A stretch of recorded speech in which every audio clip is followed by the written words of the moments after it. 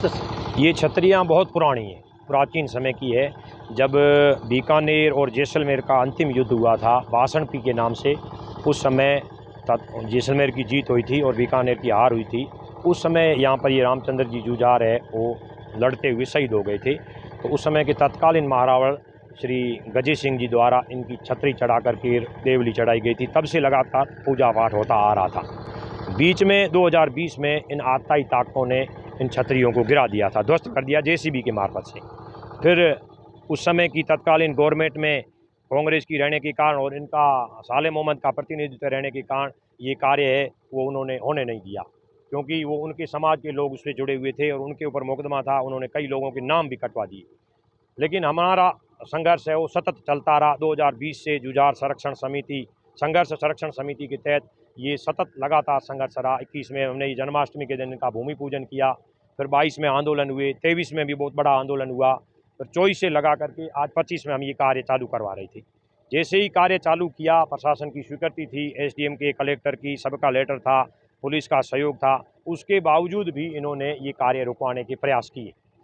30 तारीख को जैसे ही हमने शुरू किया तो उसी दिन लोगों ने आकर के कह दिया कि 2 जने कौन होते हैं हमारे गांव वाले जो आपके लिख के देखे गए हैं, वो कौन, हम उनको मानते ही नहीं। वो उन्होंने लिख के दिया तो क्या मतलब हो गया। फिर दूसरे दिन प्रशासन ने यहाँ आकर के मौके पर भी साथ में खड़े रह करके काम चालू करवाया।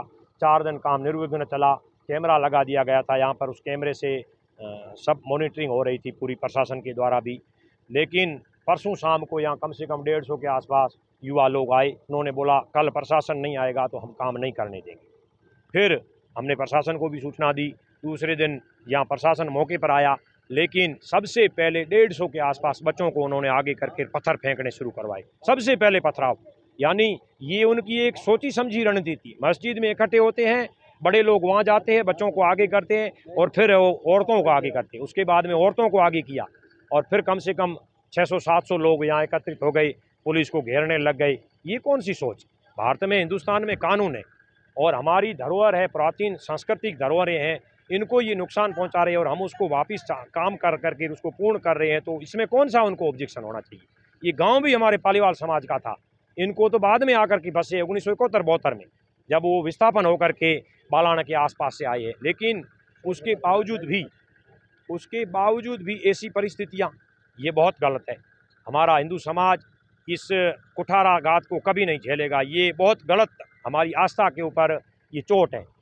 आज प्रशासन की मौजूदगी में और ये फिर वापस हुआ है।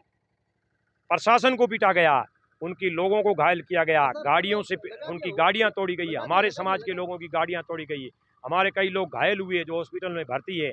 ये हमारे हिंदू समाज की आस्था को तोड़ा गया है, ये हम कभी बर्दाश्त नहीं करेंगे।